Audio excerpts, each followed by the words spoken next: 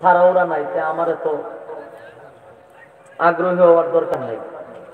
আপনার এখানে সময় দিয়ে চলে যেতে হবে। সম্মানিত সুধী আসুন, অত্যন্ত গুরুত্বপূর্ণ মজলিস, সেই জন্য বলছি যেখানে উলামায়ে কেরাম থাকে, আলেম উলামারা থাকে, যেখানে কোরআন হাদিসের কথাবার্তা বলা হয়, দ্বীনি কথাবার্তা বলা হয়, এটা সাধারণ কোনো মজলিস থাকে না। মাজালিসুল কোরআন, মাজালিসুল্লাহ, এটা আল্লাহর মজলিস হয়ে যায়।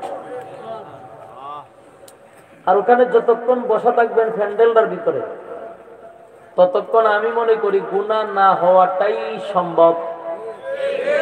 প্যান্ডেলের বাহিরে গেলে গুনাহ হওয়াটা সম্ভব। তাই গুনাহ মুক্ত পরিবেশে বসা। যারা দোকান পাটে শ্বাসতলে এখানে ওখানে দাঁড়িয়ে আছেন, আমি মনে করি আপনারা গুনাহ থেকে মুক্ত না। গুনাহ আপনাদের দ্বারা হওয়াটা সম্ভব। তাই গুনাহমুক্ত পরিবেশে চলে আসি। এখানে যতক্ষণ বসা থাকবেন, নাযালাত আলাইহিমুস সাকিন, উপর থেকে রহমত নাজিল হইতে থাকবে। এই প্যান্ডেলের বাইরে কি রহমত নাজিল হইব? গজব নাজিল হওয়ার সম্ভাবনা আছে, ঠিক না? তাহলে আস্তে আস্তে ভিতরে চলে আসেন। সম্মানিত সুধী, আরামের ঘুম হারাম করে নরমাল বিছানায় বসছেন প্রচন্ড ঠান্ডার মধ্যে, বড় আগ্রহের সাথে আপনারা এখানে আসছেন কিছু দ্বীনি কথা শোনার জন্য। আপনারা যদি নিজেরাই মনোযোগ না দেন, লস আমার না আপনারা? আপনাদের লস, আমার কোনো লস নাই। আমি লসের কোনো কাম করি না, বক্তাগিরি করি, কিন্তু লসের কাম করি না। কারণ আমার আনছেন ওয়াজ করতে, না আমি ওয়াজ করব। কারণ আজকের বাংলাদেশে যেই পরিমাণ ওয়াজ মাহফিল হইতেছে, যদিও এখন সরকারে বাধা দিতেছে, প্রায় জায়গায় মাহফিলের অনুমতি দেয় না। যেসব এলাকাতে চেয়ারম্যান ভালো, নেতা ভালো, ওইসব সাইড দিয়ে প্রোগ্রাম হচ্ছে। আর যেগুলা দাদাদের দালাল লাগাই রাখছে, ওইসব জায়গা দিয়ে মাহফিল হচ্ছে না, অনুমতি দেয় না। যদি কই মমতা আনুন, কোন এখানে পুলিশ পাহারা দিবে, আর মাহফিল হইলে 144 দ্বারা জারি করা হবে। তো পরিস্থিতিটা এমন হয়ে গেছে। মাহফিল তো হইতেছে বাংলাদেশে, আলহামদুলিল্লাহ ভালো। ওই পরিমাণে হেদায়েত হইতেছে? হেদায়েত নাই। ওয়াজ কিন্তু হইতেছে, মিম্বরে হইতেছে, মাঠে হইতেছে, সব জায়গায়, কিন্তু হেদায়েত নাই। কেন জানেন? 3 কারণে। জোরে বলেন, কয় কারণে? 3 কারণের মধ্যে আমিও জড়িত, আপনারাও আছেন। এই জন্য আমি কাউরে ছাড় দেয়, আমি নিজের উপরেও যদি আসে, এটা বলতে হবে। মনোযোগ দিয়ে শুনেন। 3টা কারণ আজকে হেদায়েত হচ্ছে না, কিন্তু মাহফিল হচ্ছে। প্রথম নাম্বার, যারা মাহফিল করায়, কমিটি মাহফিল যারা করায়, সব জায়গার কথা বলতেছি না, কিছু সংখ্যক কথা বলতেছি যে সব জায়গায় হচ্ছে, এবং তাই হচ্ছে। যারা মাহফিল করায়, আয়োজক যারা, তারা হেদায়েতের উদ্দেশ্যে মাহফিল করায় না। বুঝতেছেন? 2 নাম্বার, যারা শ্রোতা, মানে আপনারা হেদায়েতের উদ্দেশ্যে ওয়াজ শুনতে আপনারা আসেন না। ঠিক নেই? স্বীকার করেন। 3 নাম্বার হলো বক্তা, মানে আমি। বক্তাগণ মানে কি? আমিও তো আছি। হেদায়েতের উদ্দেশ্যে আমরা বয়ান করি না। তাহলে এই 3 সমস্যা থাকলে ইসরাফিলের সিংহাত প্রতিবার আগ পর্যন্ত ওয়াজ হইতে পারে, কিন্তু হেদায়েত হইতে না। ঠিক? এখন আসুন ব্যাখ্যা। 1 নম্বর হলো কমিটি কেন হেদায়েতের উদ্দেশ্যে ওয়াজ করায় না? কমিটির সিস্টেম হলো, কোন বক্তারে দাওয়াত দিলে মানুষ বেশি হবে, ফাড়াইয়া ফুড়াইয়া লাইতে পারবো, আমরা এলাকার মধ্যে নাম করতে পারবো। এই সুনামের জন্য বক্তাও বাছাই করবো, ঠান টুন যেই বক্তা দিতে পারে, ভাড়ায় ফুড়াই লাইতে পারে, এটারে দাওয়াত দিতে। দাওয়াত দেওয়ার সময় ওদের 2 ঘন্টা ওয়াজ করতে হবে, ফাড়ায় ফুড়াই লাইতে হবে, জমাইতে হবে। বলুন, এই কথাগুলোর দ্বারা আপনারা কি বুঝছেন? হেদায়েতের উদ্দেশ্যে আমরাও কিন্তু কম চালাক না। আমরা চিন্তা করি কথা তো ঠিক 2 ঘন্টা আমার ওয়াজ করতে হইব, ভাড়ায় হলে কি জমাইতে হইব, মানুষ ধরে রাখতে হইব, এত দায়িত্ব আমি নেব। তো টাকা ছাড়া না টাকা দিয়া? তখন আমি গেলে আমার কাছে যখন খাওয়া শুরু করে, হুজুর 2 ঘন্টা কিন্তু ওয়াজ করবেন, হুজুর জমাইতে হইব, আপনার মানুষ ধরে রাখতে হইব। আচ্ছা আর কেটা করতে হইব? কাছে দিব, কান্দাইতে হইব, লিখছেন দাওয়াত দেওয়ার সিস্টেম। তখন বসেন, কয় লাখ টাকা দিবেন? 71 টাকা তো দিতে পারতাম না, নিম্নে 70 দিতে হবে, 1 টাকাও কম হবে না। টাকা আগে অ্যাকাউন্টে পাঠাবেন, এরপরে যাবো। কারণ আপনি তো হেদায়েত কিছু নিতে দেন না। বিনোদনের জন্য জমাইতে হইব, ফাড়াইতে হইব, মানুষদের রাখতে হইব, এত দায়িত্ব আমি নিব। টাকা ছাড়া আগে কেন নিবে? কারণ পরে টাকা দেয় না, পরে কমিটি তো ভাই নেন না। মাহফিলের পরে প্রধান অতিথি অ্যাক্সিডেন্ট করছে, প্রধান অতিথি মরে গেছে, সভাপতি নাই, তু ভাই না ওদের এই যন্ত্রণায় টাকা না আগে নেই কিতা করে। 1 ঘন্টা সময় দিতে গিয়ে 20টা ঘন্টা গাড়ি দৌড়ে আসতে হয়। আপনার এখানে 2 ঘন্টা সময় দিতে গিয়ে আমার যাওতি আর আউতি মিল্লা 10 ঘন্টা, 15 ঘন্টা, 20 ঘন্টা প্রতিদিন নাই। আপনাদের বিবেকের কাছে প্রশ্ন করি, রাইতে দিনে কয় ঘন্টা? 24 ঘন্টা। আমি মানুষ না জিন? তাহলে আমরা যদি 20 ঘন্টা রাস্তা যা, তো ঘুমাইতাম কোন সময়, খাইতাম কোন সময়, সন্তান আদি আছে, গোলাপান আছে, মা বাপ আছে, দেখা করতাম কোন সময়, তাদের সাথে সময় দিব কোন সময়? আপনারা শুধু বক্তাদের সামনটা দেখেন, পিছনটা দেখেন না। আমি যদি ব্যবসা বুঝতাম, আমি চলে গেলাম বলে এই জগৎ থেকে বিদায় নিতাম। এত কষ্ট লাগে মাঝে মধ্যে, এগুলা বলার মতো না। আপনারা কি রাগ হইতে যায়? বাস্তব কিছু কথা বলছি, হুজুরদের প্রতি ভুল ধারণা নিবেন না। নিজের ফ্যামিলির ফোন ধরতে পারি না, কেমনে ধরবো? আমি ফজর করে ঘুমাই, উঠি 1টার সময়, উঠতে দৌড়ের উপরে গুছল, দৌড়ের উপরে নামাজ খাওয়ান, উঠতে দৌড় আবার গাড়ি প্রোগ্রাম ধরতে, মাহফিল শেষ করে আবার যাইতে বাসা ফজর আছে, আবার ঘুমায় উঠতে খাই আছে, কারোর সাথে কথা নাই, কারোর সাথে দেখা নাই, চলছি তো চলছি।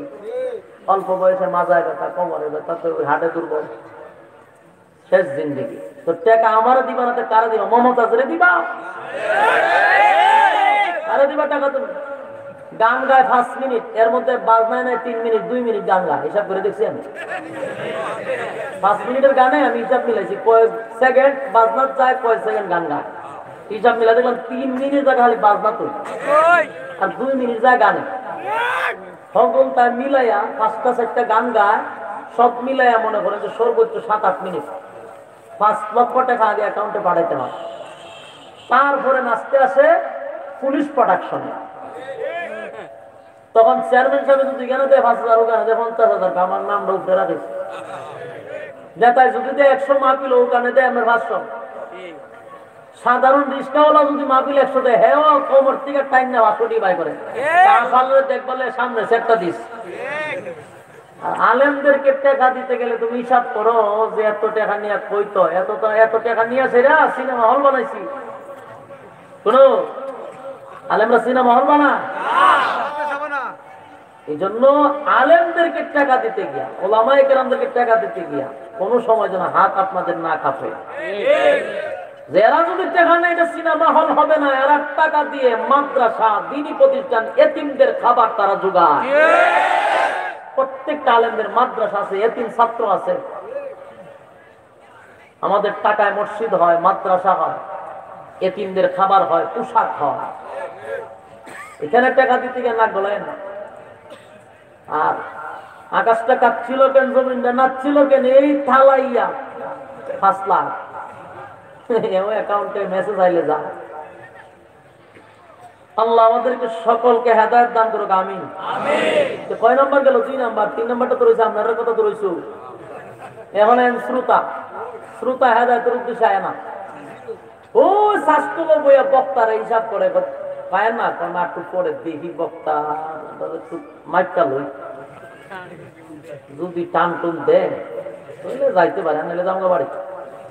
অনেকে প্যান্ডেলে বইও জুতা লইয়া রাখছে, এবার বাইশ করে রাখছে বক্তারে মাইক টুইতে জায়গা না, বক্তার বাজনী হইতো না, পুষছে না। বলুন হেদায়েতের উদ্দেশ্য আছে? হ্যাঁ, আল্লাহ। এই অবস্থা আমাদের হালত। যতগুলা কথা বললাম ভাই একটু অবাস্তব না বাস্তব? আমি কথা বলছি ওটা নিজে বানায়া বলছি? আমার কথাটা কিন্তু আপনার কাছে বলছি, ভিতরে কোনো ধরনের দুর্নীতি নাই, ক্লিয়ার বলে দিলাম। মাহফিলে গেলে ওয়াজ করতেছে আমার প্রচুর গত বছর বক্তায় হাসাইছো কান্দাইছো লাফাইছো মানুষ, হাসতে হাসতে প্রস্রাব করেছে, আমি তো কিচ্ছু করতে পারলাম না। মেজাজ এসব কেমন করো মা, তুই জ্ঞান তো আমার মাঝে বেলা তো নাটক করলেই তো কোন। আপনারা কি এখানে আসছেন নৃত্য দেখার জন্য না হেদায়েতের উদ্দেশ্যে? ইখলাসের সাথে কথাগুলো শুনতে হবে, কথা বুঝতেছেন? এবং ধৈর্যের সাথে কথাগুলি শ্রবণ করতে হবে, পারবেন ইনশাআল্লাহ? আসুন আমি আপনাদের সামনে ছোট্ট একটা আয়াত পড়েছি, হুব্বে রাসূল নিয়ে কিছু কথা বলতে চাই। আমার মনে হয় বর্তমান জেনারেশন যুবক ভাইদের উদ্দেশ্যে যে বক্তব্যগুলো আমি দিতে চাই সেটা হলো আমার রাসূলের শান সম্পর্কে আমার জানা জরুরি। রাসূলের শান সম্পর্কে আমার জানা ফরজ। কারণ বর্তমান জেনারেশন রাসূলের শান জানে না। এখনকার জেনারেশন সালমান খানের শান জানে, শাহরুখ খানের শান জানে, নায়কদের শান জানে, ক্রিকেটারদের শান জানে, কিন্তু নেতা মুহাম্মদুর রাসূলুল্লাহ সাল্লাল্লাহু আলাইহি ওয়াসাল্লামের শান জানে না। এজন্য আমি বলবো যুবকরা যদি রাসূলের শান জানে তাহলে এদেশে ৯৬% মুসলমান, ৯৬% মুসলমানের দেশে গোটা কয়েকটা নাস্তিক আর মুরতাদ আর রাম ভাবদের দালালরা রাসূলকে নিয়ে কথা বলার সাহস পেত না যদি তোমার আমার রাসূলের শান সম্পর্কে জানা থাকতো। আজকে এত ফেসবুকে আমার নবীর বিরুদ্ধে কথা বলে কেন? বলে আমাদের যুবকরা ফেসবুক নিয়ে ব্যস্ত, কিন্তু তারা রাসূলের শান জানে না। তার পাশে বইয়া রাসূলকে গালি দেয়, তার শরীরে রক্ত গরম হয় না। অথচ এই রাসূলের শান জানতো সাহাবায়ে কেরাম, তাই শুধু গালি তো দূরের কথা, তীর মারলে বুক দিয়ে আটকেছে, বুক দিয়া এটাকে ডাল বানাইছে। ৩০টা ৪০টা ৮০টা তীরের আঘাত লইয়া দাঁড়ায় রয়েছে, রবির শরীরে তীর পড়তে দিছে না। কেন? বলে রাসূলের শান জানতো তারা, রক্ত দিয়া রাসূলের ইসলাম জিন্দা করে গেছে। আর আজকে আমরা নবীরে গালি দেয়, আমার শরীরে রক্তই গরম হয় না। এইদিকে রাসূলের গালি দেখে তাসবিহ হবে সুবহানাল্লাহ সুবহানাল্লাহ, তো গালি দিছে সুবহানাল্লাহ। মোল্লারা তো এবার আন্দোলন করলো না সুবহানাল্লাহ সুবহানাল্লাহ, গত বছর আন্দোলন করছে, ৩ বছর করছে না সুবহানাল্লাহ সুবহানাল্লাহ, তো তাসবিহ ভর্তি আছে। নবীরে গালি দেয় আর রাতে যে আন্দোলন করছে সুবহানাল্লাহ, তখন বুঝা যায় মোল্লার কাজ, আর তাদের কাজ হলো সুবহানাল্লাহ জপা। এগুলার নাম ঈমান না, এগুলা নেক সুরতে দুকা। নবীরে গালি দিবে আর আমি বসে থাকবো, শরীরের রক্ত গরম হবে না, আপনি নিজের ঈমানদার কেন দাবি করেন? এই জন্য প্রথম শর্ত হলো রাসূলের শান তোমার জানা দরকার। আসুন রাসূলের জীবনী যদি শুনতে চান, প্রথম আমার জানতে হবে রাসূল কয় বছর দুনিয়াতে জীবিত ছিল। আমরা সকলেই জানি রাসূল এই দুনিয়াতে ছিলেন ৬৩ বছর। জানেন আপনারা? ৬৩ বছর ছিল। এই ৬৩ বছরটাকে ৩টা ভাগে ভাগ করা হয়েছে। এর প্রথম অধ্যায় ৪০ বছর, ১ থেকে ৪০ বছর প্রথম অধ্যায়, এটাকে বলা হয় ক্বাবলান নবুওয়াত। ২ নাম্বার হলো দ্বিতীয় অধ্যায় ১৩ বছর, এটাকে বলা হয় মাক্কি জিন্দেগি। তৃতীয় অধ্যায় ১০ বছর, এটাকে বলা হয় মাদানী জিন্দেগি। সর্বমোট কয় বছর? ৬৩ বছর। এই ৬৩ বছরের জিন্দেগির মধ্যে দাওয়াত দিয়েছেন কয় বছর? কেউ জানেন না?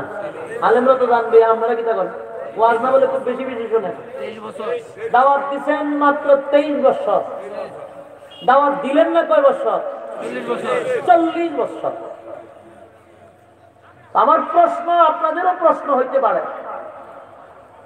সমস্ত নবী রাসূলগণ আল্লাহ দুনিয়াতে পাঠাইছেন এই তো দিনের দাওয়াত দেওয়ার জন্য, দিন প্রচার করার জন্য। তো আমার রাসূলের জীবনের 2 ভাগ সময় চলে গেল দাওয়াত ছাড়া, আর 1 ভাগ সময় দাওয়াত দিলেন। 2 ভাগ চলে গেল দাওয়াত। এখানে একটা প্রশ্ন আছে, নবী রাসূলগণকে আল্লাহ পাঠাইছেন দিনে দাওয়াত দেওয়ার লাগে, তো উনি তো ওনার জীবনের 2 ভাগ সময় দাওয়াত ছাড়াই চলে গেল, এমনটা হইল কেন? এই কথাগুলির উত্তর যদি আপনারা জানতে চান তাহলে আমি 3টা অধ্যায় থেকে আলোচনা করব, কিন্তু 3টা অধ্যায় থেকে আলোচনা করতে গেলে বিস্তারিত অনেক সময়ের দরকার, ওই সময় দেওয়ার কোনো সুযোগ নাই। তবে 3টা অধ্যায় থেকে আলোচনা করতে গেলে শুধু টাচ দিয়ে যাব, টাচ। এই টাচগুলি আপনারা মেমোরিতে লোড করতে হবে, সহজে বুঝতে চাই। প্রথম অধ্যায় 40 বছর দাওয়াত ছাড়া। কেন এই 40 বছর দাওয়াত দিলেন না? এটা কি ওনার ব্যক্তিগত না আল্লাহর পক্ষ থেকে? নীরব ছিলেন টানা 40 বছর। এই নীরব জীবনটা ওনার ব্যক্তিগত ছিল না, নীরব টাকাটাও আল্লাহর পক্ষ থেকে ছিল। 40 বছর দাওয়াত দিলেন না কেন? বলে আল্লাহ বলেন নাই তাই দেন নাই। 23 বছর দাওয়াত দিলেন কেন? বলে আল্লাহ বলছেন তাই দিছেন। এখন আপনাদের প্রশ্ন হলো, আল্লাহ বললেন না কেন 40 বছর? এটার কারণটা হলো যে আল্লাহর সিদ্ধান্ত হলো রাসূলের 40 বছর পূর্ণ হওয়ার পরে ওনাকে রাসূল হিসাবে, পয়গম্বর হিসাবে সমাজে প্রচার করবেন, পরিচিত করবেন। এটা আল্লাহর সিদ্ধান্ত। কয় বছর পরে? 40 বছর পূর্ণ হওয়ার পরে ওহী নাযিল হবে। 40 বছর পরে যখন রাসূল বলবেন আমি আজকের থেকে রাসূল, আমি তোমাদের পয়গম্বর, তখন মক্কা নগরীর আবু জাহেল, আবু লাহাব, উতবা, বড় বড় শয়তানগুলি তখন জিজ্ঞাসা করবে যে আপনি যে রাসূল দাবি করেন, আমাদের সাথে চললেন, আমাদের সাথে উঠলেন, বসলেন, খাইলেন, ঘুমাইলেন, বাজারে গেলেন, হাট বাজারে গেলেন, বিয়ে শাদী করলেন, ব্যবসা করলেন, সবই আমাদের সাথে। আপনি হঠাৎ করে নবী হইলেন কেমনে? ভাষা বুঝেননি আপনারা? তো কিশোরগঞ্জ আর হবিগঞ্জ দুটো গঞ্জে গঞ্জে মিল আছে, অসুবিধা নাই। তো আপনি নবী হইলেন কিভাবে? এই যে প্রশ্ন করবে সেটা আল্লাহ জানেনি। ভাই আমি শুরুতেই বলছি, আমার সাথে একটু হ্যাঁ না বলতে হবে, কিন্তু এটা একটা ক্লাস। যদিও ওয়াজ মাহফিল, আমি আপনাদের উস্তাদ না, কিন্তু এটা ক্লাসের মতো। ছাত্রকে যখন উস্তাদ যখন পড়ায়, যদি ছাত্র কথা না বলে তখন কিতা মনে চা, তখন পিঠা দিতে মন চায়নি। আমার ক্ষমতা সামনের কিছু কোয়ার কোনো ক্ষমতা নাই, কিন্তু এরপরও আমি বলছি ছাত্রকে পড়ানোর সুবিধার্থে, বুঝাইয়া দেওয়ার সুবিধার্থে সবকটা ছাত্রের সাথে কথা বলতে হয়, ঠিক না? আপনারা আমার সাথে একটু হ্যাঁ না বললে অসুবিধা আছে? মেহরবানি করে একটু কথা বলুন। 40 বছর পরে যে আবু জাহেল, আবু লাহাব বলবে আপনি নবী হইছেন কেমনে, এই প্রশ্ন যে করবে সেটা আল্লাহ জানেনি। এই জন্যই আল্লাহ ওনাকে বলছেন 40টা বছর শুধু নীরব জীবন যাপন করবেন। নামাজের কথা বলবেন না, সুদের বিরুদ্ধেও না, ঘুষের বিরুদ্ধেও না, পর্দার ব্যাপারেও না, কোনো কিছুই না, শুধু নীরব জীবন যাপন করবেন। আল্লাহর অর্ডারে রাসূল নীরব জীবন যাপন করছেন। 40 বছর পূর্ণ হওয়ার পর আল্লাহর পক্ষ থেকে ওহী নাযিল হইল রাসূলের উপরে, যে আজকের পর থেকে আপনি শুধু মুহাম্মদ না, আপনি হলেন মুহাম্মাদুর রাসূলুল্লাহ সাল্লাল্লাহু আলাইহি ওয়াসাল্লাম। সমাজের মানুষের কাছে মেসেজ দিবেন এবং জানায়া দিবেন তারা যেন এই কথা বলে, লা ইলাহা ইল্লাল্লাহ, নেই কোনো মাবুদ এক আল্লাহ ছাড়া, আর মুহাম্মাদুর রাসূলুল্লাহ সাল্লাল্লাহু আলাইহি সাল্লাম আল্লাহর বান্দা এবং একজন রাসূল। যখন আল্লাহর অর্ডার পাইয়া রাসূল এই কথাটা সমাজের মধ্যে প্রকাশ করতে গেলেন, সবাইকে একত্রিত করলেন দাওয়াত দিয়া। আপনারা যেভাবে করছেন রাসূল এইভাবে সবাইকে আনছে, আইনা বললেন শোনো, আজকের পর থেকে তোমরা কোন সময় গাছের পূজা, মাছের পূজা, সূর্যের পূজা, চন্দ্রের পূজা, এমনকি কবর পূজা, লিঙ্গের পূজা, মূর্তির পূজা, কোন পূজাই চলবে না, একমাত্র গোলামি চলবে আল্লাহ। আল্লাহ ছাড়া আর কোনো মাবুদ নাই। আর আমি শুধু মুহাম্মদ না, আমাকে মুহাম্মাদুর রাসূলুল্লাহ হিসেবে তোমাদের বিশ্বাস করতে হবে। যদি মানো, দুনিয়া তো শান্তি, পরকালও শান্তি। এই কথা বলার পরে ওই আল্লাহ আগের থেকে যেটা জানতো সেটাই হয়েছে। আবু জাহিল আবু লাহাব বলে, আপনি নবী হইলেন কেমনে? আপনারা আপনার সাথে খাইলেন, ঘুমাইলেন, চললেন, তো নবী হইলেন কেমনে? আল্লাহর পক্ষ থেকে আওয়াজ আসছে, আপনি বইলা দেন 40 বছরের নীরব জীবন প্রমাণ করে এমনে। কথা বুঝেন নাই? কেমনে হয়েছে নবী? এমনি হয়েছে। এমনি কেমনে? বলে এমনি কেমনে? 40 বছর নীরব জীবন প্রমাণ করে আমি নবী হওয়ার যোগ্য। আপনারা যে না জানেন জি কইলেন 40 বছর কিতা হয়েছে আপনারা জানেন? তাহলে আগে শুনেন, এরপরে জি কইলেন। 40 বছরের নীরব জীবন প্রমাণ করে আমি নবী হওয়ার যোগ্য। আপনারা কখনো জানতেন না 40 বছর কি হয়েছে? আসুন, 40 বছর যে নীরব থাকছে এটাও আল্লাহর হিকমত।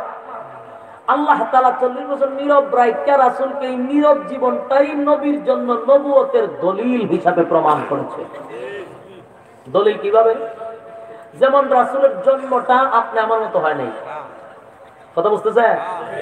রাসূলের জন্ম হয়েছে অলৌকিক ভাবে, যেটা কোনো মানুষের দ্বারা সম্ভব ছিল না, যেটা আমাদের সমাজের কোনো মুডা পীরের দ্বারা সম্ভব না, চিকন পীরের দ্বারা সম্ভব না, কোনো ভণ্ড পীরের দ্বারা সম্ভব না, হক্কানি পীরের দ্বারা সম্ভব না। এটা একমাত্র শ্রেষ্ঠ নবীর জন্য সম্ভব। যেমন রাসূল দুনিয়াতে আসার সময় ওনার শরীরে ময়লা ছিল না, ওনাকে গোসল করায় পাঠাইছে, এবং ওনার নার ছিল না, নার কাটা ছিল, খতনা করা অবস্থায় আসছে। উনি আসার সময় গোটা ঘরটা সুঘ্রাণে মুখরিত হয়ে গেছে। এই আশ্চর্য ঘটনা শোনার বড় যারা সুবহানাল্লাহ বাইরিছে না, বুঝবেন তার ইমানটা বড় দুর্বল। এটা ব্যাটারি ফিউজ ইমান লয়ে আসছে এখানে।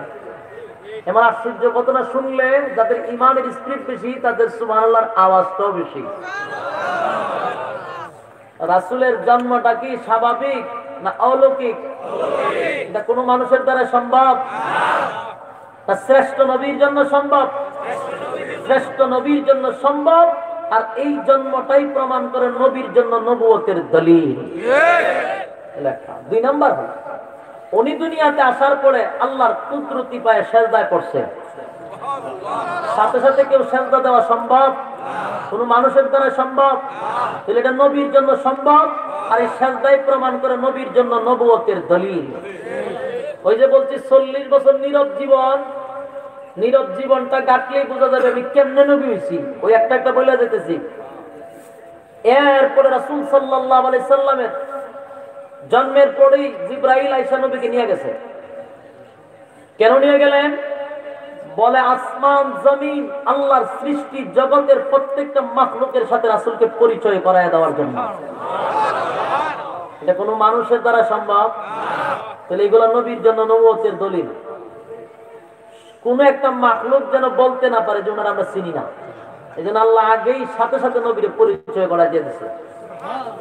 যিনি জামানার শেষ পয়গম্বর, সমস্ত নবীকুলের সম্রাট, তাই একটা পিপিলিকা পর্যন্ত রাসূলকে চিনত, বালকনায় রাসূলকে চিনত। রাসূল সাল্লাল্লাহু আলাইহি সাল্লাম যখন রাস্তা দিয়ে হাঁটতেন, মরুভূমির প্রচন্ড রৌদ্র দিয়া সবার শরীরে রৌদ্র লাগলেও আমার রাসূলের শরীরে রৌদ্র লাগতো না। তো মানুষ তাকায় দেখতো উপরে, রাসূল যেই দিকে যাইতো মেঘমালা সেই দিকে দৌড়াইতো। এটা কোনো মানুষের দ্বারা সম্ভব? যে শ্রেষ্ঠ নবীর জন্য সম্ভব। এটা নবীর জন্য নবুয়তের দলিল। এরকম যদি আমি বলতে থাকি তাহলে তো আমার প্রথম অধ্যায়ও শেষ, সময় আর দিব কেমনে? এরকম একটা দুইটা না, 40টা বছর শুধু অলৌকিক অসংখ্য ঘটনা, যেগুলা নবী যে হওয়ার যোগ্য, এগুলা প্রত্যেকটাই নবী হওয়ার দলিল। ওই কারণে রাসূল বলছে যে আমি কেমনে নবী হইছি, 40 বছরের নীরব জীবন প্রমাণ করে আমি এমনে নবী হইছি। ওখানে আপনারা ঠিক হইতে পারেন, ওখানে আপনারা জানছে এরকম অসংখ্য অলৌকিক ঘটনা নীরব জীবনে ঘটে গেছে। নীরব যে ছিল এটা আল্লাহর হুকুমেই ছিল। আর তারা যখন প্রশ্ন করছে কেমনে হয়েছেন, রাসূল এমনি এমনি দেখাইছে। অনেকে বুঝতে পারছে যে হ্যাঁ উনি নবী হওয়ার যোগ্য। এটা কোনো মানুষের দ্বারা সম্ভব ছিল না। আর একটা দুইটা ঘটনা দিয়ে শেষ না, একেবারে 40 বছর পর্যন্ত অলৌকিক ঘটনা আল্লাহ দেখাই গেছে। যেন এই কথা না বলতে পারে জন্মের সময় দুই একটা ঘটনা হয়েছে আমরা দেখছিও না জানিও না, এই কথা যেন বলতে না পারে। তাই প্রত্যেকের চোখে চোখে ধরায় দিছে আল্লাহ। এবং তারাও বলতে বাধ্য হবে যে উনি নবী হওয়ার যোগ্য। তাই নীরব জীবন 40 বছর। এখন শুনেন, আমরা বিরক্তি তো যান, অনেকে চিন্তা করে আছে হুজুর দেখালি সিঙ্গেল লয়, ঠিক না? বলে হুজুর সিঙ্গেল লইলে তো গ্যালারি গরম হতো না। যদি আপনি ওপেনিং ব্যাটসম্যান হয়ে বাইরে শুরু করে দেন, স্টাম্প থাকবো। এই জন্য তো আপনারা কোনো সময় আর বিশ্বকাপ আইনা দিতে পারে না, কেন? ধৈর্য না, খালি বাইরে আয়া প্রথম বল বুঝতে হয়। বল বুঝতে না বুঝতে পারে দিলে স্টাম্প থাকবো? এটা কি মালাঙ্গায় করে না মাশরাফি করে? বুঝতেইব না স্প্রিং বল না ফাস্ট বল। আয়া বাড়ি মারলো স্টাম্প থাকবে না। ওয়াশ করতে গেলে বক্তায়া প্রথমে টান মেরা দিলে স্টাম্প করার সম্ভাবনা আছে। এই জন্য ওয়াজের মেইন ফাউন্ডেশন, ভূমিকাটা আপনার মনোযোগ দিয়ে বুঝতে হবে। হুজুরের আলোচনা সাবজেক্টটা কি? যদি আমরা ওয়াজ করি, শুরু করি স্টেজ থেকে, শেষ করি সমুদ্রের ধারে গিয়া, ওই যে দুমদার একটা বাইরা কইটা বল দেয় কইটা না। এই জন্য আলোচনার সাবজেক্ট আপনার ভূমিকাতে বুঝতে হবে। ওনার আলোচ্য বিষয়টা কি, কোন বিষয়ে আলোচনা করতেছে, শেষ পর্যন্ত কোন জায়গায় গিয়ে শেষ করছে। সচেতন শ্রোতা যারা আছে এগুলো ফলো করতে হবে। তেলি বক্তায় আর গান গাইতো না। এখন তো বক্তারা গানও গায়, শ্রোতাগুলি তো সচেতন না। গান গেলে ঠিক সব জায়গা তারা টিক টিক, মাজারে গিয়েও ঠিক, বাজারে গিয়েও ঠিক, ওয়াজও ঠিক, গানও ঠিক, সব জায়গায় টিক টিক। বেটিক কোন জায়গা? মনোযোগ দিয়ে শুনেন। রাসূল সাল্লাল্লাহু আলাইহি ওয়াসাল্লাম যখন নবী দাবি করলেন, রাসূল দাবি করলেন, তারা এই প্রশ্ন কিন্তু করছে। আর এই 40টা বছর নীরব থাকার কারণে রাসূলের জনপ্রিয়তা আকাশচুম্বী। সবার মুখে মুখে খালি রাসূলের প্রশংসা। ওনার মতো ভালো মানুষ আর জমিনে নাই। আবু জাহিল, আবু লাহাব ভাই, এই গোষ্ঠীটাই রাসূলের একটা উপাধি দিছিল সত্যবাদী, মানে আল আমিন। যে উনি সত্যবাদী, উনি জীবনে মিথ্যা বলে না, উনি আমানতের খেয়ানত করে না। উনার মতো ভালো মানুষ আমরা এই জমিন আর নাই। এরাই প্রশংসা করে, এরাই লকব দিছে, এরাই রাসূলের এত প্রশংসা। আর উনার মতো ভালো মানুষ কেউ না। যে কোনো কিছু হলে রাসূলের সামনে রাখতো, সবাই রাসূলের প্রশংসা।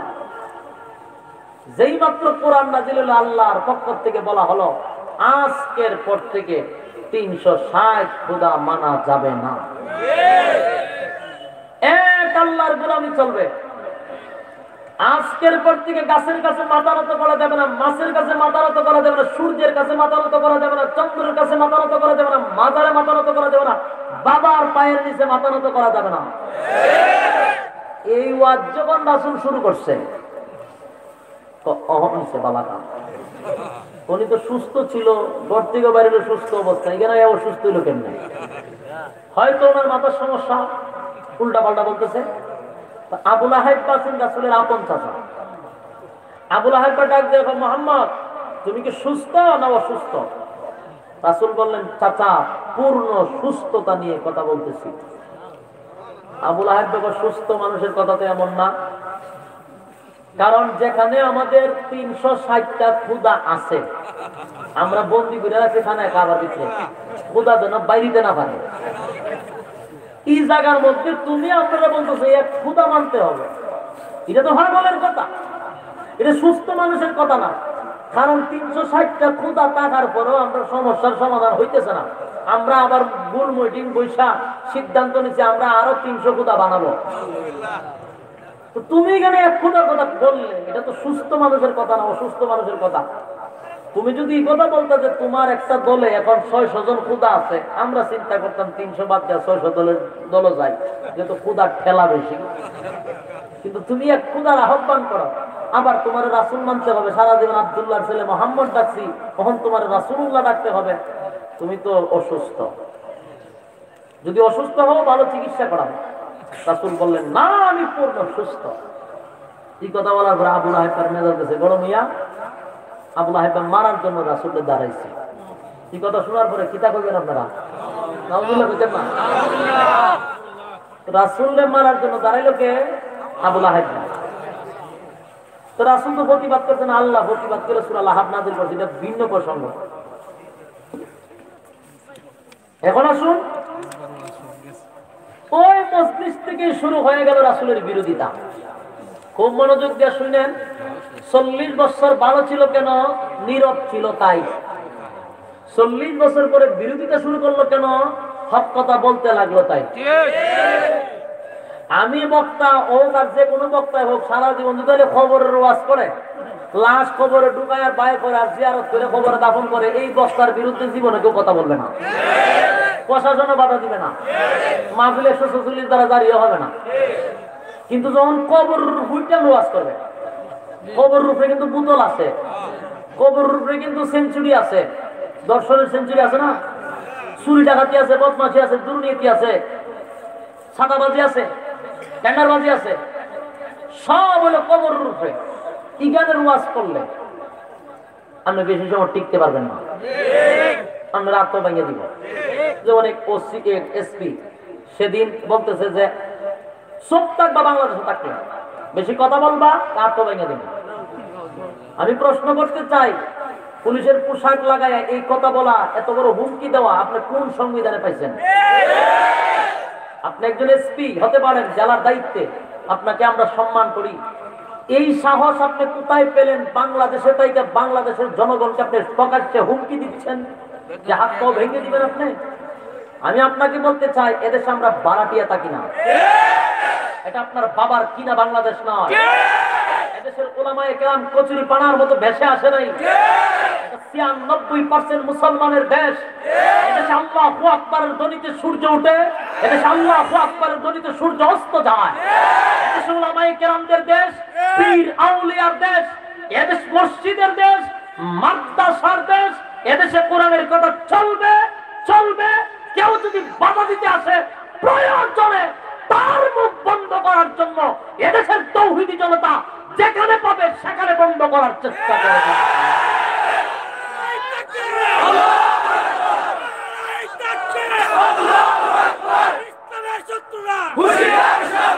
সম্মানিত সুধী, আমি মাঝে মাঝে চিন্তা করে পাই না, আমাদের ট্যাক্সের টাকায় তোমার বেতন হয়, আমাদের শ্রমিকদের গ্রামে গ্রামের টাকায় তুমি মাস শেষে বেতন পাও, তুমি জনগণের চাকর, তুমি জনগণকে হুমকি দাও, হাত পাও ভেঙে দিবা।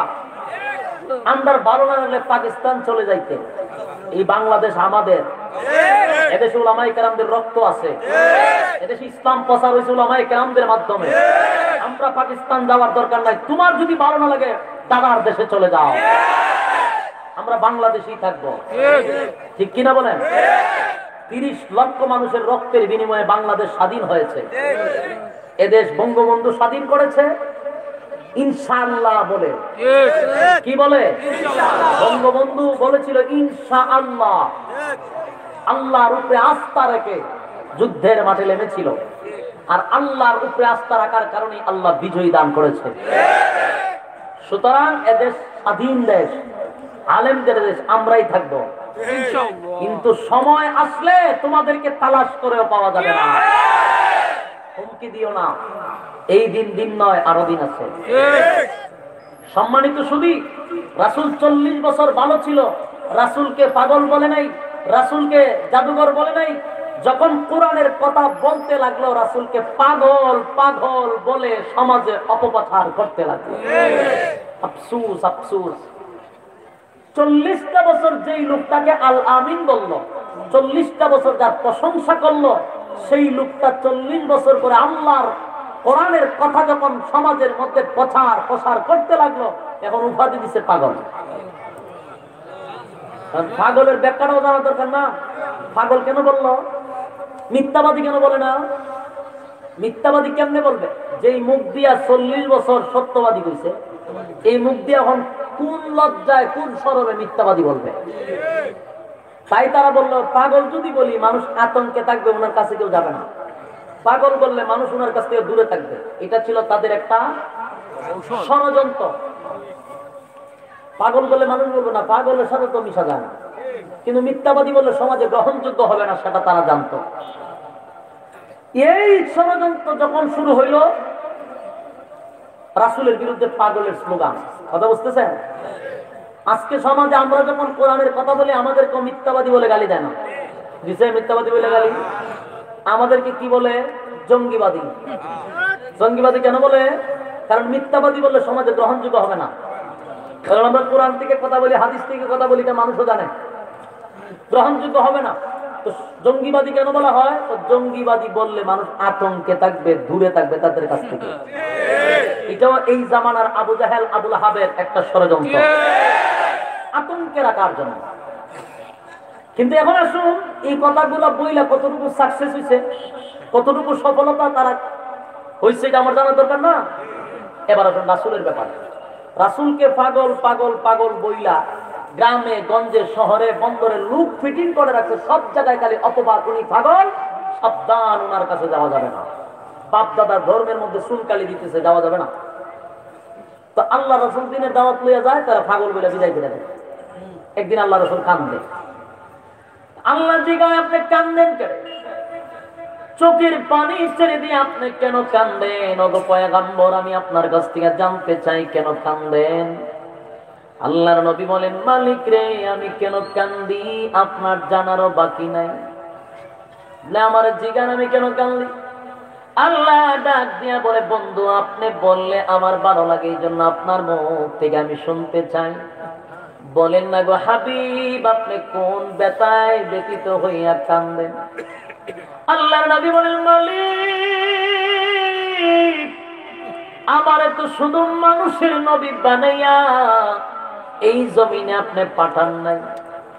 আমারে তো শুধু গাছের নবী বানাইছেন, মাছের নবী বানাইছেন, সূর্যের নবী বানাইছেন, চন্দ্রের নবী বানাইছেন, জিনের নবী বানাইছেন, আসমানের নবী, জমিনের নবী, কুল কায়নাতের নবী বানাইয়া আপনি দুনিয়ায় পাঠাইছেন, সমস্ত নবীগুলোর সম্রাট বানাইছেন।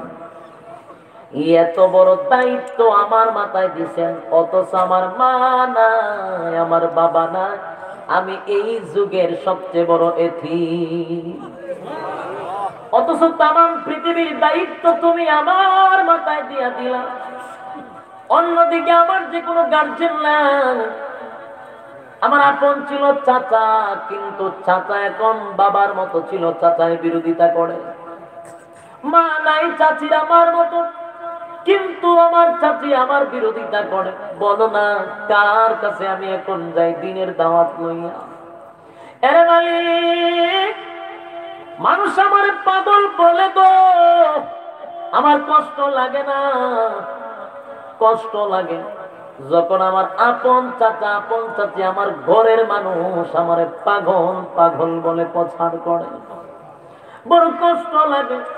আমি যখন দিনের দাওয়াত লইয়া যাই মানুষের কাছে, মানুষ আমারে বলে, তোমার ঘরের লোক বলে তুমি নাকি পাগল।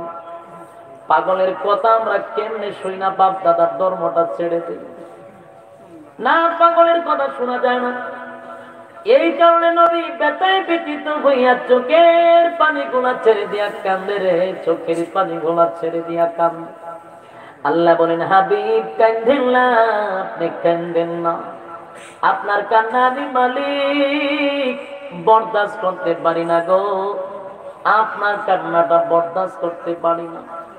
নবী গো, আপনার মা নাই, বাবা নাই, আত্মীয় স্বজন কেউ নাই, আমি আল্লাহ তো আপনার সঙ্গে আছি গো বন্ধু, আপনার কোনো চিন্তা নাই। আমি আপনার সান্ত্বনা দিলাম, ওয়াদা দিলাম, যে চাচা চাচি আপনার বিরোধিতা করে, মানুষের কাছে প্রচার প্রসার করে, আপনি পাগল পাগল পাগল বললাম, আমি আল্লাহ ওয়াদা দিলাম, যেই মানুষের কাছে আপনার বিরোধিতা করবে আপনি পাগল, আমি আল্লাহ তাদের দিলটারে ঘুরাইয়া আপনার দিকে করে দিব, তারাই আপনার কালেমা পয়রা জান্নাতের সার্টিফিকেট লইয়া জান্নাতে যাবে। জোরে জোরে কোন আল্লাহু আকবার। আল্লাহ দিল ঘুরাইয়া দিছে, দিল ঘুরাইয়া দিল রে। ঠিকই দেখা গেল রাত্রের বেলায় আবু জাহিলা, আবুল আহাব্বা, আবুল আহাব্বার বউ উম্মে জামিল, এই তিনটা মিলে আরো কিছু সংগঠন বাই করছে, সবটি মিলে রাত্রের বেলায় মানুষের ঘরে ঘরে গিয়া রাসূলের বিরুদ্ধে অপপ্রচার করে। তোমরা কারা গো, কেউ আমার বাতিজার মুহাম্মদের কথা শুনবা না, কেউ তার কথা মানবা না। প্রশ্ন হলো তাদের এত মাথা ব্যথা কেন? তাদের মাথা ব্যথা কেন আপনারা বুঝেন না? এখনকার কিছু নেতা পেতার কেন আমাদেরকে নিয়ে মাথা ব্যথা? হ্যাঁ, আমরা নিয়ে তো মাথা ব্যথা, তাদের কেন বুঝেন না? নবীর নিয়ে মাথা ব্যথা আবু জাহেলের কেন ছিল? একই সিস্টেম। যেমন আমাদেরকে বারবার হুমকি দেয়, গার মাঠটা দিবে, এই করবে সেই করবে, আমাদেরকে নিয়ে তাদের যেই সমস্ত মাথা ব্যথা, আল্লাহর নবীর নিয়ে আবু জাহিল্লা আবু লাহাইবার একই মাথা ব্যথা ছিল। নবী যদি দিন ইসলাম প্রচার করে, আল্লাহর হুকুম যদি জমিনে কায়েম করে, পুতল টানা যাবে না, নারী লইয়া অবাধে মেলামেশা করা যাবে না, 100 দর্শন কইরা সেঞ্চুরি কইরা মিষ্টি খাওয়া যাবে না। নবী যদি আল্লাহর হুকুম জমিনে কায়েম করে, তাহলে চাল চুরি করা যাবে না, দাম চুরি করা যাবে না, তেলের বোতল খাটের নিচে রাখা যাবে না, এই সমস্ত আকাম কুকাম করা যাবে না, সেটাও জানতো। তাই আবু লাহাব, আবু লাহাব, আবু জাহেল, আবু লাহাবার বউ, তিনটা মিল্লা মানুষের গড়ে গড়ে নবীর বিরোধিতা করত। হাইরে অপপ্রচার, নবীর বিরুদ্ধে অপপ্রচার করত। এক পর্যায়ে মানুষের দিল আমার আল্লাহ গোড়ায়া দিছে। কেমনে গোড়াইছে জানেননি? মানুষগুলা বলতে লাগলো, মোহাম্মদ যদি পাগল হয় আমরা মেনে নিলাম, কিন্তু প্রশ্ন হলো পাগলের প্রচার প্রসার কেন এমপি মন্ত্রী করবে? কারণ আবু জাহিল্লা ছিল একজন এমপি, বলতে তদানীন্তন সময় সর্দার ছিল, তারা দেশ চালাইত। তখনকার সর্দার আর এখনকার এমপি মন্ত্রীর সমান, যারা সম্মানী লোক না। এই সমস্ত এমপি মন্ত্রীরা গিয়া যদি পাগলের প্রচার করে তুলে, কি বুঝেন? আকর্ষণ বাড়বো না কমবো? আকর্ষণ বেড়ে যাবে। আপনার এই কিশোরগঞ্জের যদি রাষ্ট্রপতি আইসা আপনার ঘরে ঘরে কয় বলে, কই আমার বাতিজা পাগল হয়েছে, আমার এলাকাটা তোমরা যাও না। আমার তো মনে হয় এই এলাকার মানুষ বাস রিজার্ভ কইরার ঘরে যাইব দেখতে, ঠিক না? বলে মাগো মা, রাষ্ট্রপতি পাগলের কথা কই, এই পাগল সাধারণ পাগল না, এটা আন্তর্জাতিক খ্যাতি সম্পন্ন পাগল। এই পাগল না দেখা পর্যন্ত আর ঘুমাইছি না। এখন বাস বড় বড় হেনা বাস, শ্যামলি বাস রিজার্ভ কইরা মিঠাপুল যাইব, ঠিক নেই? কেন? কে প্রচার করছে সেটা দেখার বিষয়। আবু জাহেল হলো মক্কা নগরীর মাথা, এরা যখন পাগল পাগল কয়, তো এলাকার মানুষ কয় রে পাগল এটা শুরু না, এটা বড় পাগল হলো। তো কেমনে দেখছ নি? আমাদের লিডার নেতাই আমরা হয়ে গেছে পাগল দেখতাম না। এই পাগল কোন কাহিনী আছে?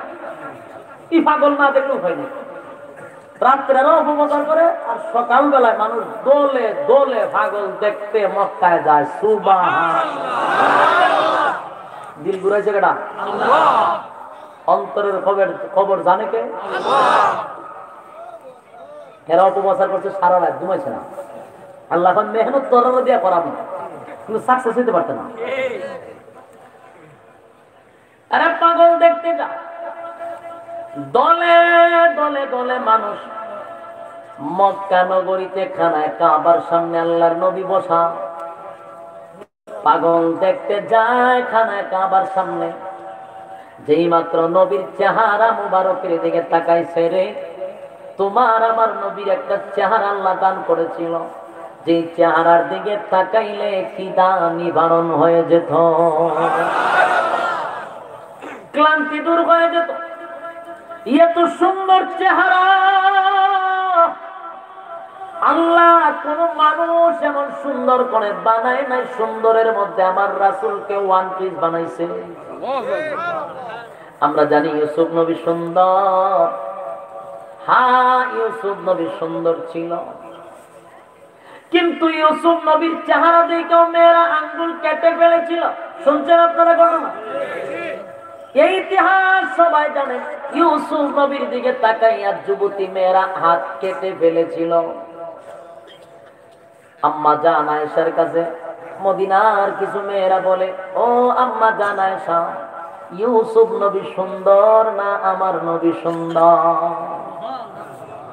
আম্মা জান আয়েশা বলেন, এমন প্রশ্ন করলি কেন রে? মেয়েরা বলেন, ও আম্মা জান আয়েশা, যুবতী মেয়েরা তো ইউসুফ নবীর দিকে আঙ্গুল কেটে ফেলেছিল, বলতে পারে না তাহলে ইউসুফ নবী তো কম সুন্দর ছিল না।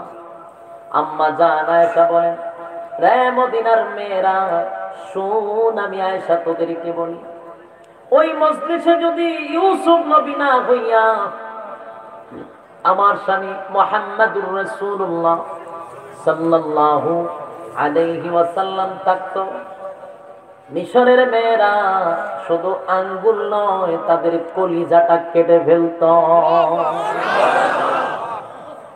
ইউসুফ নবী এত সুন্দর, কিন্তু তার চেহারা দেখা একটা মানুষ কালেমা পয়রা ঈমান আনে নাই। ঈমান আনছে কিন্তু চেহারা দিকে আনে নাই। এরা আমার নবীর চেহারার দিকে তাকাইয়া বেঈমানরা বলতে লাগলো, এমন সুন্দর চেহারা আল্লাহর জমিনে আর দেখি নাই। এটা এত সুন্দর চেহারা, নবীর চেহারার আলোতে খানায় কাবা আলোকিত হয়ে গেছে। তারা তাকায় আছে, চোখের পলক পড়ে না, যেমন তৃষ্ণা নিবারণ হয় না, তাকায় আছে তাকায় আছে, চেহারা ফিরাইতে মন চায় না। অন্যদিকে নবী কোরআন তেলাওয়াত করে, আরে নবীর তেলাওয়াতে তো মজা, এত মজা, এত মজা। আমরা জানি রে, দাউদ পয়গম্বরের কণ্ঠ আমার আল্লাহ সুন্দর দিয়েছিল। হ্যাঁ, দাউদ নবীর কণ্ঠ সুন্দর। দাউদ আলাইহিস সালাতু ওয়াস সালাম যখন তেলাওয়াত করত, এর সমুদ্রের মাছ, নদীর মাছ, খালের মাছ, বিলের মাছ সব লাফাইতে লাফাইতে দাউদ নবীর কাছে চলে আসত। উড়ন্ত পাখি বসে যেত, জঙ্গলের বাঘ, হিংস্র প্রাণীরা পর্যন্ত দাউদ নবীকে ঘেরাও করে বসে থাকতো। জোরে জোরে কম সুবহান। দাউদ নবীর কণ্ঠ সুন্দর ছিল, কিন্তু সেই দাউদের কণ্ঠ শুনে একটা মানুষও ঈমান আনে নাই। আমার আল্লাহ বলেন, দাউদ নবী সহ যত পয়গম্বর আমি আল্লাহ দুনিয়াতে প্রেরণ করেছি, 1,02,24,000 পয়গম্বর, সমস্ত নবীগণকে যা দিছি আমার নবীরও তা দিছি, কিন্তু আমার নবীরে যা দিছি রে অন্য নবীরে তা দেই নাই। সুবহানাল্লাহ। তাহলে কি বুঝলেন? ইউসুফ নবীর চেহারা আর আমার নবীর চেহারা এক না? এর চেয়ে বেশি? কণ্ঠ কি দাউদ নবীর মতো না এর চেয়ে বেশি? এক কথা, সবার সাথে তুলনা হয় না, আমার নবীর সঙ্গে তুলনা হতেই পারে না। এটা আল্লাহ ওয়ান পিস বানাইছে, এরকম আর একজন কেউ বানায় না। সুবহানাল্লাহ। এবার আসলে আল্লাহ নবীর চেহারার দিকে বেঈমানরা তাকায়া বলতে লাগলো, এই লোকটারে কেমনে রে পাগল কইলো? এটা তো পাগলের চেহারা না, এটা পাগলের চেহারা না, এটা মহাপুরুষের চেহারা। আর কি পড়ে এত মজা, গুনগুনাইয়া নবীর তেলাওয়াত করে। নবীর তেলাওয়াত শোনার জন্য তদানীন্তন সময় আবু জাহিল্লা, আবু লাহাব্বা সারাটা রাত বিরোধিতা করত বটে, কিন্তু রাত্রের বেলা লুকাইয়া লুকাইয়া আমার নবীর কণ্ঠের তেলাওয়াত তারা শুনত। আমি তো মনে করি তখনকার আবু জাহেলের থেকে বর্তমানের আবু জাহেল আরো মারাত্মক, আরো কঠিন। তখনকার আবু জাহেল কোরআন শুনত, ঠিক কিনা বলে? এখনকার আবু জাহেল শুনেও না, শোনাইতে দেয় না। আগের আবু জাহেলের থেকে ওখানের আবু জাহেলের নাতি প্রতি সার্কিট আরো মারাত্মক। এর যুবক তদানীন্তন সময় আবু জাহিল্লা ও রাসূলের কণ্ঠের তেলাওয়াত শোনার জন্য রাত্রের বেলা লুগায়া লুগায়া শুনত, মজা পাইতো তেলাওয়াতে। এবার আসুন আল্লাহর পয়গম্বরের চেহারা দেখা কোরআন তেলাওয়াত শুনি না হাজার হাজার মানুষ আসছিল পাগল দেখতে। ওই মানুষগুলা বলা বলি করতে লাগলো, না রে মানুষ পাগল হতে পারে না। আমরা তাওরাত পড়েছি, তাওরাত রিসার্চ করে দেখলাম আখির জামানার পয়গম্বর যিনি হবে যতগুলা বর্ণনা ছিল সবগুলা ওনার সঙ্গে হুবহু মিলে গেছে। এর মধ্যে সন্দেহ নাই উনি এই জামানার পয়গম্বর, উনি হবেন আব্দুল্লাহর ছেলে মুহাম্মদ নবী মুহাম্মদুর রাসূলুল্লাহ সাল্লাল্লাহু আলাইহি ওয়াসাল্লাম। এর মধ্যে কোনো সন্দেহ নাই।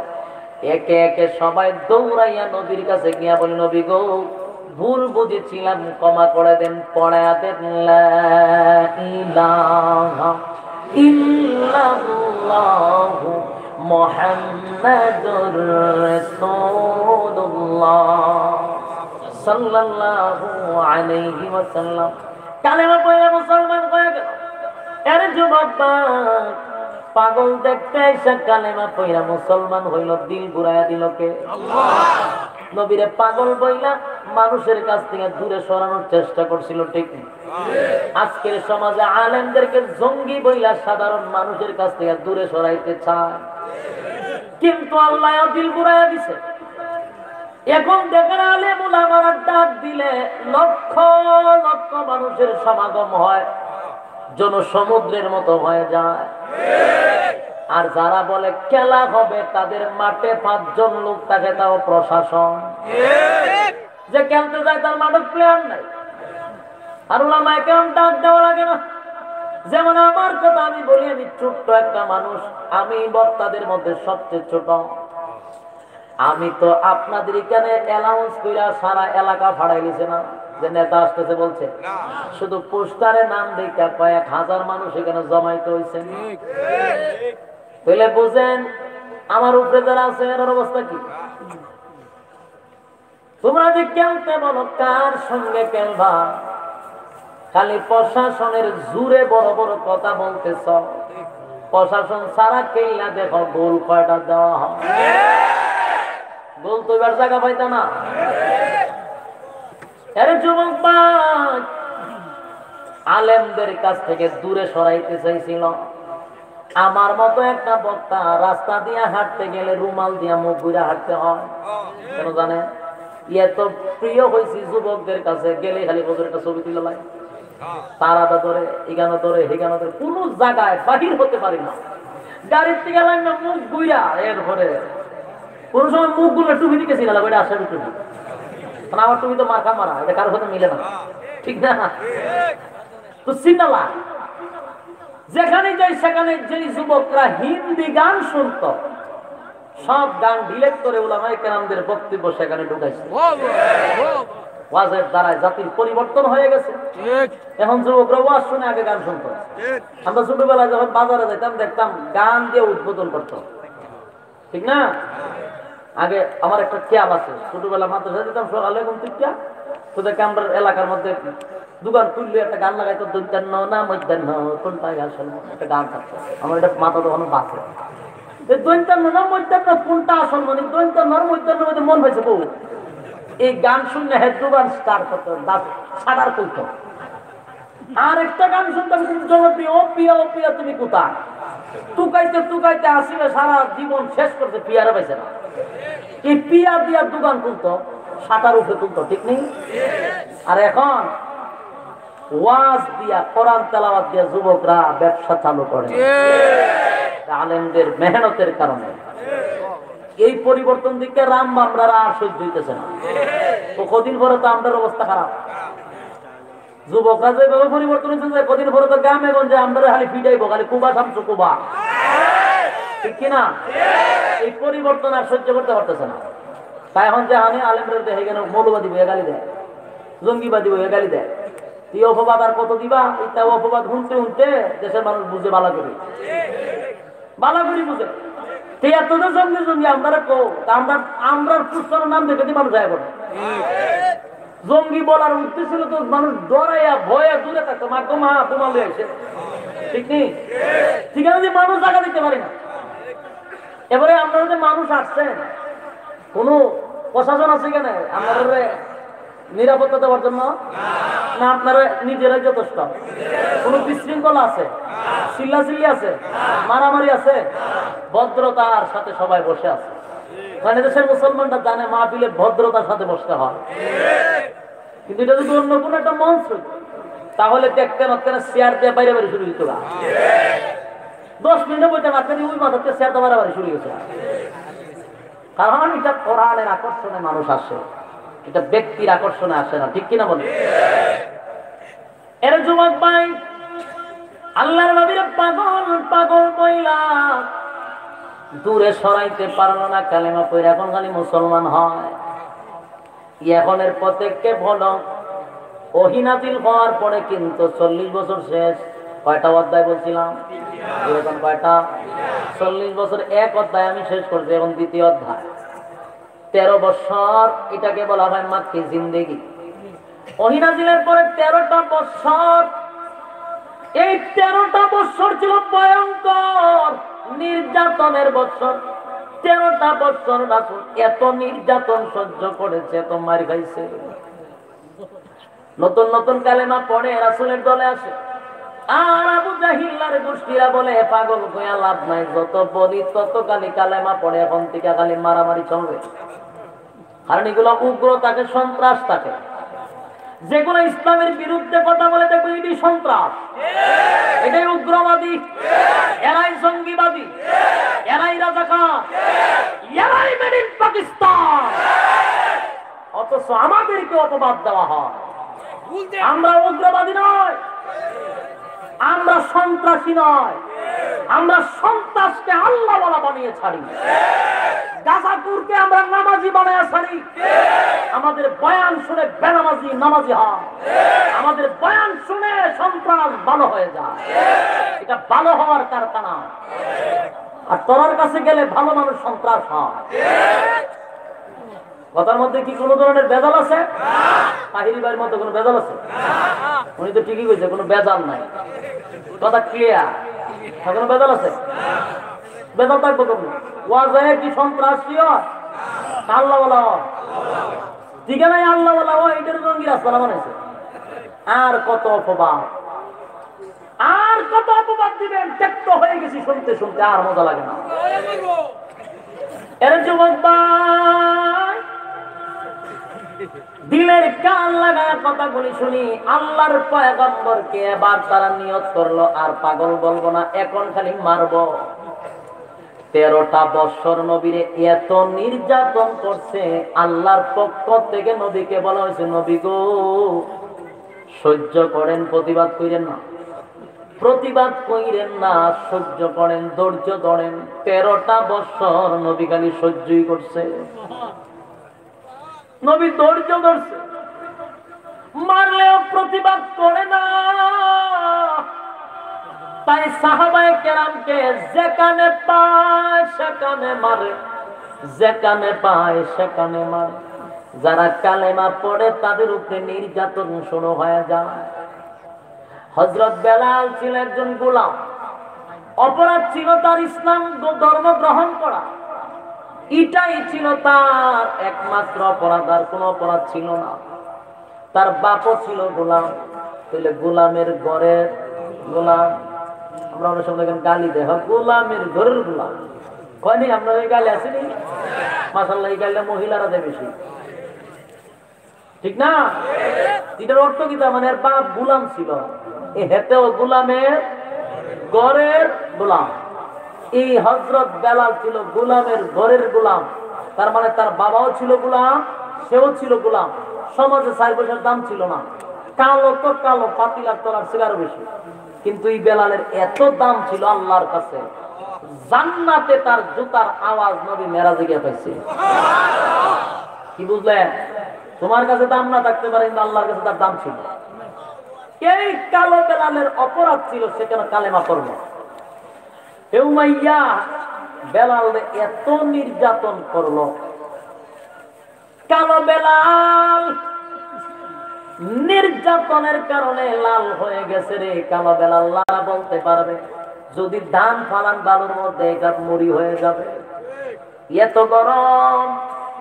সেই মরুভূমির বালুর মধ্যে শোয়া দিছে, চামড়া গলি গলে গলে বালুর সঙ্গে পড়তেছে, সহ্য করার মতো সাহস কারো নাই। কিন্তু বেলাল বলেন, আমি যখন নির্যাতন করে আমি জোরে জোরে আমার মালিকের নাম বলতে থাকি। আবু বকর তুমি বাধা দাও কেন? আমি জোরে বলি, তাহলে শোনো, এই নির্যাতন আমি বেলালের দ্বারা সম্ভব না, সহ্য করা সম্ভব না। তাই আমি আমার মালিকের নাম জপতে থাকি জুড়ে জুড়ে। আবু বকর রে, আমার যখন তারা মারে আর আমি যখন আল্লাহর নাম বলে চিৎকার দিই, আমার মালিকের নামে এত মজা, এত মজা, এত মজা, এত স্বাদ আমি আমার মালিকের নামে পাই গো। আমার যতই মারুক না কেন আমি আল্লাহর নামের মজায় নির্যাতনের কথা ভুলে যাই। আর জোরে বলেন আল্লাহু আকবার, আর জোরে বলেন আল্লাহু আকবার। একটা জবান বন্ধ রাখবেন না, আল্লাহু আকবার। সাহাবায়ে কেরাম ঈমানের পরীক্ষায় উত্তীর্ণ হয়েছে, ঈমানের পরীক্ষায় পাস করছে, ঈমানের পরীক্ষায় তারা 5 ডিভিশন পাইছে। হযরত বেলাল এত নির্যাতনের পরেও ঈমান ছাড়ে নাই জান্নাতের আশা। জান্নাত ছিল তাদের মেন উদ্দেশ্য। এর যুবক ভাই, আল্লাহর পয়গম্বরের সাহাবীদেরকে যেখানে পায় সেখানে মারে, যেখানে পায় সেখানে মারে। নির্যাতন এক পর্যায়ে সাহাবায়ে কেরাম বলতে লাগলো, আমার নবীজি আল্লাহর কাছে বলেন না গো নবী, আসমান থেকে যেন আমাদেরকে ফয়সালা করে, আসমান থেকে যেন আমাদেরকে সাহায্য করে। আল্লাহর নবী বলেন, সাহাবীরা রে, ও সাহাবীরা, আল্লাহর পক্ষ থেকে সাহায্য আসার আগে আগে যদি শাহাদাত বরণ করস, ওয়াদা দিলাম তোরা জান্নাত তোদের জন্য ওয়াজিব হয়ে যাবে। সাহাবায়ে কেরামদের ঈমানি জজবা বেড়ে গেল। নবী গো, আপনি পয়গম্বর যদি জবান দিয়া বলেন জান্নাত ওয়াজিব, তাহলে এই জীবনটাও আপনার জন্য কুরবানি করে দিব। আপনি যা বলবেন জান্নাতের আশায় তা করব, তবে আপনার ওয়াদা ঠিক রাখেন, আল্লাহ যেন আমাদেরকে জান্নাত দেয়। জান্নাতের আশায় দ্বীনের জন্য, ইসলামের জন্য কুরবানি হতে রাজি। সাহাবায়ে কেরাম রক্ত জমিনে ডাইলা ইসলাম কায়েম করছে। এ যুবক ভাই, শুধু সাহাবায়ে কেরাম 13 বছর মার খায় না রে, আল্লাহর নবীর শরীরে মশা মাছি কোনোদিন বসতো না। সেই নবীর শরীরে অসংখ্য পাথরের আঘাত ছিল। নবী নিজে মার খাইছে, নবী নিজে রক্ত ঝরাইছে, জমিনে নবী রক্ত ডালছে রে, নবী জমিনে রক্ত ডালছে। আল্লাহর নবী যখন দাওয়াত লইয়া যায়, পাগল বইলা নবীর এত জোরে জোরে পাথর দিয়া ঢিল মারে। নবীর চেহারায় পড়লে রক্ত এসে যায়, শরীরের মধ্যে পাথর মারে, চামড়া পেটে পেটে রক্ত পড়ে। আমি আপনাদের কাছেই জানতে চাই, কত জোরে ঢিল মারলে চামড়া পেটে রক্ত বাহির হয়? এত জোরে জোরে নবীর আঘাত পড়ে। আল্লাহর নবীর রক্ত শূন্যতা হইয়া নবী জমিনে বেহুশ হয়ে পড়ে গেলেন। আল্লাহর নবীর এত রক্ত শরীর থেকে তারা ঝরাইছে, নবী একটা রক্তের ফোঁটাও ভুলেও জমিনে পড়তে দিছে না। কত মায়া ভিতরে নবীর ছিল রে। বেঈমানরা নবীরে মারে, নবীর রক্ত জমিনে পড়তে দেয় না, কারণ রক্ত যদি নবীর জমিনে পড়ে যায়, এই জমিন তায়েব বাসীরে মুহূর্তের ভিতরে ধ্বংস করে দিবে। আল্লাহর নবীর সঙ্গে ছিল যায়েদ ইবনে হারেসা। ডাক দিয়া বলে, নবী গো, রক্ত পড়লে আপনি কাপড় দিয়া মুছেন, রুমালে আর রক্ত চোষণ করে না। নবীর নিজের রক্তটাকে শরীরের সঙ্গে তেলের মতো মালিশ করে দিচ্ছে। যায়েদ ইবনে হারেসা বলেন, নবী গো, রক্ত কেন জমিনে পড়তে দেন না? আল্লাহর নবী বলেন, যায়েদ, এই বেঈমান বলি আমার রক্তের লোড বোঝে না, রক্তের ওজন বোঝে নাই, কিন্তু জমিন রক্তের ওজন ভালো করে বোঝে। আমি নবীর রক্তের ফোঁটা যদি জমিনে পড়ে যায়, জমিন আমার মালিকের কাছ থেকে অর্ডার নিবে না, বিনা অনুমতিতে বেঈমানদেরকে ধ্বংস করে ফেলবে। তাই আমি নবী চাই না তারা ধ্বংস হয়ে যায়, রক্ত পড়তে দেয় না। আরে একটা রক্তের ফোঁটা নবীর জুতা বের করে জমিনে ঝুলন্ত অবস্থায় নবী বেহুশ হয়ে জমিনে পড়ে গেছে। রক্তটা যখন জমিনে পড়ে যাবে, আমার আল্লাহ ডাক দিয়া বলে, জিবরাইল, আমার বন্ধু উহুদের ময়দান, আমার বন্ধু তায়েফের ময়দানে রক্তাক্ত হইয়া রক্ত শূন্যতায় বেহুশ হইয়া জমিনে পড়ে গেছে রে। একটা রক্তের ফোঁটা বন্ধুর জুতা বের করে ঝুলন্ত জমিনে পড়ে যাবে রে। জিবরাইল, যদি রক্তের ফোঁটা জমিনে পড়ে, জমিন অনুমতি নিবে না, তায়েফবাসীদেরকে ধ্বংস করে দিবে। যা রক্তের ফোঁটা যেন জমিনে না পড়ে, জিবরাইল তাড়াতাড়ি যা। জিবরাইল বলেন, আমি 7 আসমানের উপরে সিদরাতুল মুনতাহা। এই কথা বুঝতেছেন? নবী কোথায় আপনাদের বাড়িতে? না 7 আসমানের উপরে? তার চেয়ে উপরে সিদরাতুল মুনতাহা। সেখান থেকে জিবরাইল বলে, ওই আমি কই নবী, কই রক্ত কেমনে আটকামো? তাও ঝুলন্ত রক্তের ফোঁটা 1 সেকেন্ড লাগে না জমিনে পড়ে যেতে। কেমনে গো আটকাবো? জিবরাইল বলেন, আমার শরীরের প্রত্যেকটা পশম দিয়া রক্ত গরম মানে ঘাম বাহির হইতে লাগলো। পেরেশানির মধ্যে পড়ে গেছি, এত পেরেশান কোন সময় হইনি। জিবরাইল বলেন, আমার শরীরে 600 নূরের ডানা। সুবহানাল্লাহ, 600 নূরের ডানা। এ যুবক ভাই, এই একটা নূরের পাকা যদি এইভাবে ছাড়া হয়, এক প্রান্ত থেকে পৃথিবীর আরেক প্রান্ত লাগাল ফা।